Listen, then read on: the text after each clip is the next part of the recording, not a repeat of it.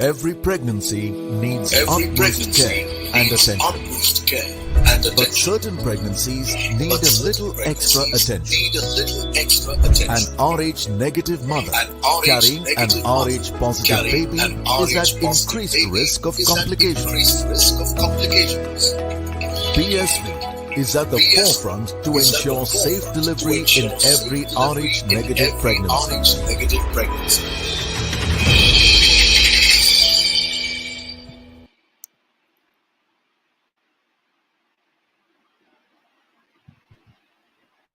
Hello and welcome to the Outset View, presented by Women's Cricket Zone and powered by BSV, Puma, MPL Sports Foundation, Food and Wellness, and AMRI Hospitals. 7.5 hours ago, I was an expert on this panel, and now I have been made the anchor. But I still have two other special guests with me, Marina Iqbal and Brittany Cooper, who joins us to talk us through the match that just happened between New Zealand and Pakistan. Marina, I'll just start with you. 133 for 3. Pakistan was in a space where they could have won the match. Did you give them a chance at that point of time in the game? Definitely with Bisma and Nida Dar, especially the way Nida was playing. I thought that, as I predicted, Nida might be turning into another player of the match. But again, you have to give credit to Hannah Rowe, the way she bowled. She picked her line and length brilliantly, changed the pace of the ball brilliantly, and again, she never gave Pakistan to come back again. But I think the track was right, the intention was right from Pakistan, but they couldn't really capitalize and never got another chance to come back. Brittany, I'll ask you this.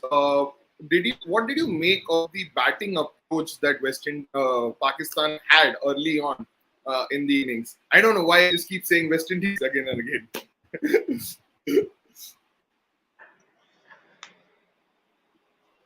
I guess you're on mute, Brittany. You're on mute. So it was really good how Pakistan approached game as me and Marina mentioned earlier. The score was traceable because it is a really good pitch. Unfortunately, again the middle order did not step up. Beside that, Aliyah has been missing in those runs in the middle, and it seems that it have been costing Pakistan some games, but a really good game. 71 runs, a great bowling attack like New Zealand. I think they put up a really good fight. Marina did speak about Hannah Rowe and the spell that she bowled. We'll talk in details about that spell. But Marina, apart from her, what do you make of the overall bowling performance that New Zealand put up today in Christchurch? Because their bowling has been questioned once in a while during this tournament. So they did bowl well, but I just want to know, how did you see the entire performance? Well, yes, I think it was decent performance. They've got really good pacers, not that threatening, I would say, in absence of Tahahu, but I think they've got a decent pacer who actually worked with their field, and Divine, I think, has always had some words with their pacers according to how they would like to attack and what lines they would like to bowl at. They obviously tried to contain Pakistan early on. I think rotation of bowlers were brilliant from Divine.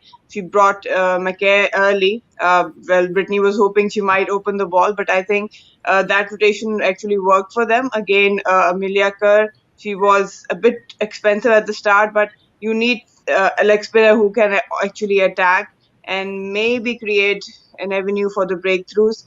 Apart from that, Jessica were pretty decent. But yes, Hannah Rowe, she was the pick of the bowlers. Again, you have to give credit.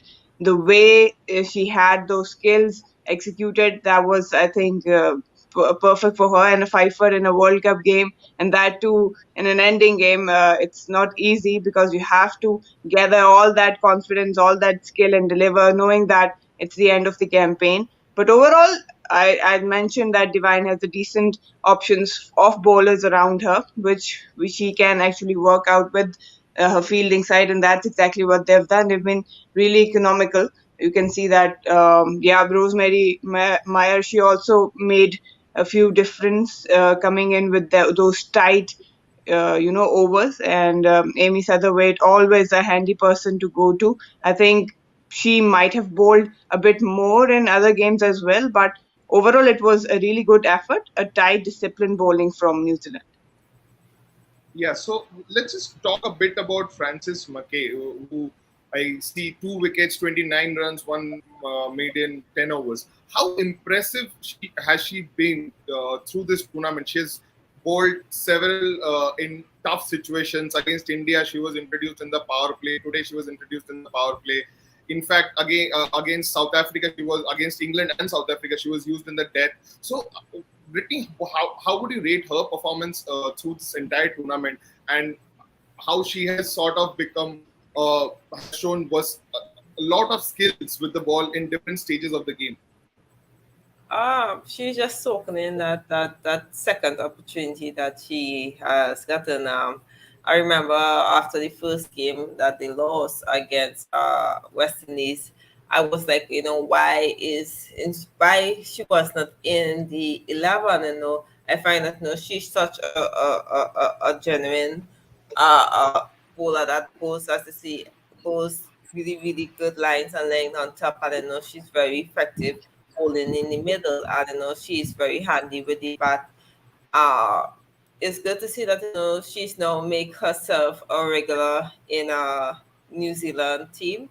This question is going forward: is this going to be her last stint for New Zealand? Because we know a lot of people look forward for World Cups and 50 over World Cups every 4 years. So is she going to continue playing, or she's going to hang up those boots?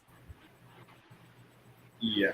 So before we move on, I would just like to look at the batting scorecard once. We can speak about the performance of the Pakistani batters in depth. Marina, they started off in, you can't really rate that performance, but it wasn't good, but it was a stabilized start to the innings. But I think New Zealand kept them under pressure. As we see, there was a good partnership between Bisma and Nida, both of them getting to a score. But again, the problem of not converting and making it a big score continues. There are starts, as you see, Sidra got to 40, Umaima got to 14, but then just things just like they just fell off suddenly in the middle of the innings, and there was one chief destructor, obviously. But what would you say about the overall batting performance? We have been talking about this for a while now, that they get to a good start, but they have not converted well. What would you make of it, Marina? Well, I've been repeating myself. Pakistan needs to step up their game in terms of batting if they want to be successful at international levels and want to win games against good opposition, because professional teams who are at the top of the table will not allow easy runs. And that has been the story for Pakistan. They have been reluctant to sort of get out of the trap that opposition knits around. They're not taking the risk. You need to take risk. You have to go aerial and break that circle of fielders. You need to do something different out of the box to put some pressure back on the opposition, and especially the captain, to think and change their field settings. That has been the case for Pakistan. They tend to play along whatever the opposition wants them to play. And again, that has been the story in this match. We've seen a lot of dot balls within the power play. We've seen that Pakistan has not been successful in try and push that field open and then probably rotate strike, because when you look around other teams, the thing they've been doing successful is that they tend to attack, they tend to go aerial, make use of that power play, push the fielders back, and then in the middle overs they can rotate strike easily. Again, it's not easy for batters coming in with a tight ring of fielders around them, and average the run rate required is around 5 or 6. Many players are not informed to come in and fill those gaps. Again, they've got starts but not converting them. That's another added pressure for them because the required run rate is so high and they are unable to find those gaps and probably pick bowlers to go after. So again, at the top, you need someone who can capitalize the power play. You need someone who can get the long levers in or probably a big over out just to dry out those dry patches and get something out of it. Pakistan, obviously Alia Riaz wasn't is not in the form. Nida Dar had her ups and downs. These two were the main key players in the middle overs who could really go and hit big boundaries, but both weren't in a really consistent batting form. So Pakistan, again, I've been repeating, need to maintain a healthy strike rate, a healthy run rate while chasing totals. Before I go to Brittany with my next question, I'll just ask Marina one more. Alia Riaz, you talked about her. Her form in this World Cup was sort of a major concern for them because they were depending a lot on her to give them those quick finishes. And apart from the game against Australia where she got a 50, that was also a very slow-paced inning. She got it for around 100 deliveries. Is her form a huge concern? Where do you see her ending up after this World Cup, after what has not been a really great tournament for her? Well, definitely Pakistan would have liked Alia to click. Even Alia would be very disappointed because I know she works hard. But the thing is, when you're in a professional setup, you need to fix those problems right away because you have to play games within a short span of time. You know the opposition, the teams are reading against you. The thing for me is that Alia actually did not adjust to the conditions. She's been repeating few mistakes again. Technically, today again we saw that she tried to cut the ball, which was way too close. She has been gotten out on a similar fashion. So these are small things that you need to address if you want to be successful and consistent at international level. I think she's still got a huge bright future ahead. She is a fighter. She will go back, and I hope that she works on these technical issues. But overall, I would like to see her bowling a bit more because she is a genuine all-rounder. And yes, people do rate her as a hitter, but I feel that she can be more of a genuine batter as well because she knows how to build innings. It's hard to say that right now, given the fact that she hasn't performed in this World Cup. But overall, she has a huge potential and she can win games for Pakistan. So I think that she needs to pick up the things she needs to address and go back and just forget about what has happened, learn from it, and then try to evolve as a better batter and also work on her bowling skills as well and come back. And I'm sure that I don't feel any concern about her not being in 11 because she is one of the potential for Pakistan. Let's talk about the opposition camp. Brittany, how impressive was Hannah Rowe to be smashed for 27 runs in a first over, then to come back and break the partnership and also sort of seal the deal for her side? How impressive was she today? Not only just Hannah Rowe, just New Zealand on the whole, it was like a fairy tale ending for them, You saw that at halftime, the 2000 winners received their medals. You saw Bates got a 5,000 runs. You see Hannah Rowe getting a 5-wicket haul. So it was just a complete overall team performance. I know Hannah Rowe has come a long way. She's always stepped up when to who is not in form or injured, and it's good to see that she's gotten some wickets before in this last game, and she's only gonna grow from here. Yeah, before we move on to the next segment, let's just look at the match summary and see how it turned out today, which was the last league matches for both Pakistan and New Zealand. New Zealand batted first and they got some quick. Actually, they got a substantial score in the end. And afterwards, like the bowling did not complement the batting, sort of like Pakistan did well with the ball in patches, but with the bat again they lost momentum in midway through the match. So, Marina, what do you think Pakistan needs to work on once they go back? Once now this tournament is over, we know what they are capable of. They are a very strong unit. In certain circumstances, they could actually become a match-winning side, but it just doesn't come together. So, what do you think is the first job of the management or say the captain has to take once they go back home?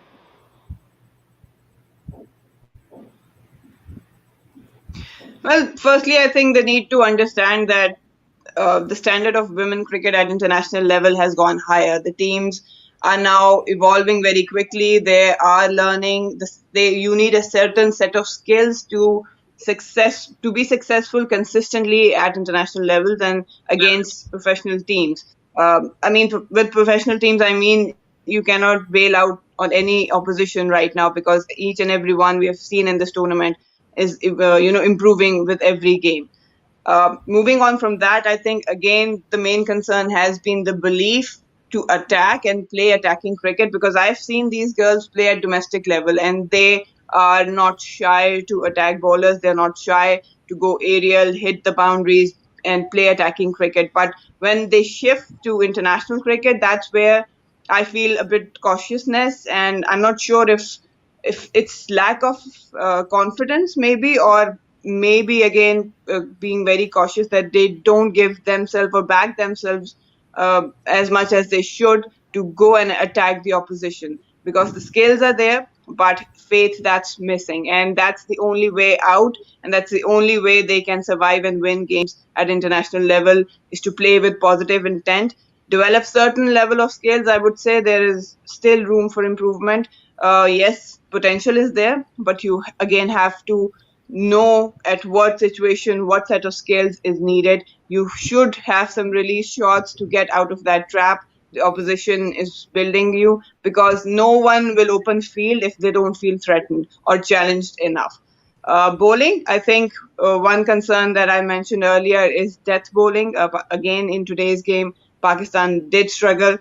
They gave away 32 odd runs in last 2 overs, so that can be a bit improved. Fielding, yes, there is a lot of lapses in the fielding in today's game as well. That's another area where Pakistan would like to improve. So in bits and pieces, if they can pan out what phases they should be working on, I think that they can come up with a better mindset, with better approach, and obviously execution. Speaking of positive intent, and you have already spoken about it, how Pakistan batters need to be positive with their approach. Muniba Ali was tried again today. Britti, do you think that could be a good option for Pakistan? You saw a bit of her in the West Indies game as well. What do you make of her? Do you see her fitting this jigsaw puzzle that Pakistan has right now? I think she, especially I speak especially as an opener, because her intent in the power play could be really beneficial for Pakistan after this World Cup.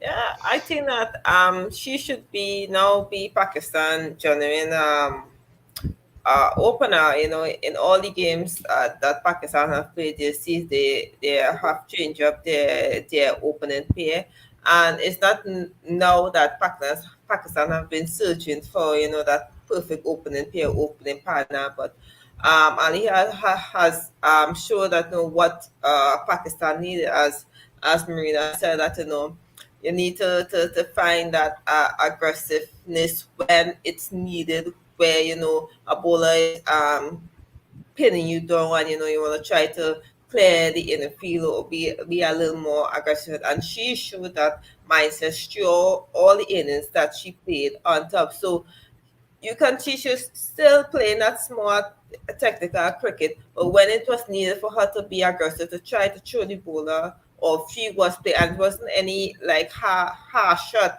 I even the shot she got dismissed today about the intent there was to try to throw the bowl out and try to get it outside over the 30-yard circle. So yeah, I really hope that they continue using her on top in future series.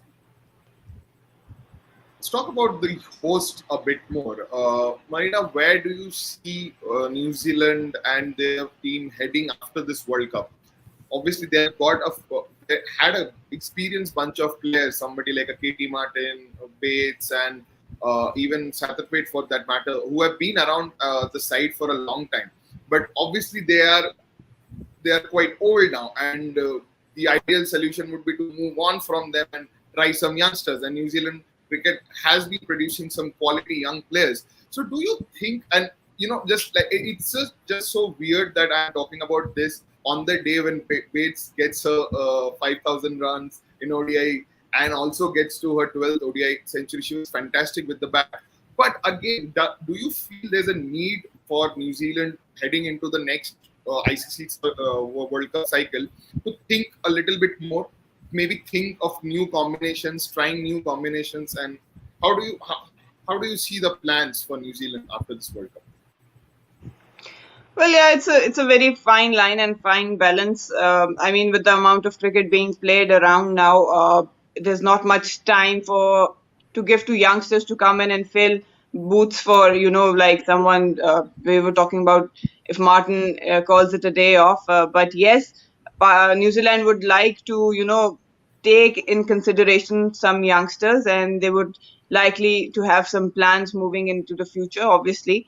But again, if you talk about seniors, for me, if they are performing, if they are fit enough and they want to continue, you need sort of players who are performing, who are seniors, who understand the game really well, to be part of the dressing room, so they can pass on the wise advice to youngsters. And it's important for the youngsters to share the dressing room as well, because there are a lot of things going on whenever youngsters come in at the international level, and there's a lot to absorb with exposure now, with the leagues coming in, and the type of expectation you expect from players coming right away in. And especially when you're a youngster, you obviously have performed at domestic level to be picked. So there is expectation to deliver at the international level. So you need those type of characters who can, calm them down, give them a proper pathway, and probably a tap at the back that it's okay. You have some time to absorb the pressure of this modern era. So I do believe that if someone wants to call it a day, it's up to them. But again, if someone is like Suzie Bates, you mentioned, is performing well, and she has been an icon for New Zealand cricket, the face of New Zealand cricket, she tends to continue if some other players want to call it a day. But again, the management has to understand, are the young players ready? Have they got enough time? Because you don't want to be adding pressure to them straight away. You need to give them some time to come in and settle down and then deliver, obviously. So that's a fine line for the management and for the players as well. But I think, yes, New Zealand might have some plans. They might have some youngsters in their side as well. But when and how they do it, that's really important moving forward for New Zealand cricket. Dealing with senior pros in sports has been a little tricky of a subject. Brittany, you want to add something to what Marina just talked about? Yeah, there's a lot of senior players who this might basically be their last World Cup, but for the younger one coming up, this is the opportunity for them to feed off them. You look at the Matali Raj, you look at the Katie Martin, probably Leah, who will catch him. But no, I'm not retiring those players there. I'm just saying that, players who have, yes, in the game, been through conquest, World Cup toured all over the world, have so much experience and knowledge and stories to share to the youngsters coming up. For me, it's unfortunate. I wish that I could have played against these players once more. It's going to be a sad day in women's cricket when all these legends do decide to retire, because we know they still have a lot more to offer in this game, and just going forward, I hope that all these legends that do retire, that they do stay in the cricket to give back to the youngsters. Very rightly said, and that brings us to the end of this show. The league stages of the World Cup is not yet over. There are two big games tomorrow, one between Bangladesh and England, and one between South Africa and India. And New Zealand, the host, will have a keen eye on both the games to have a bit of whatever hope is left, just to see if they could make it to the semifinals. The mathematics are a little tricky, but again, there is still hope. But we'll have all the coverage for both the matches on our YouTube channel and all the other social media accounts. Till then, stay tuned to Women's Cricket Zone for more updates on women's cricket.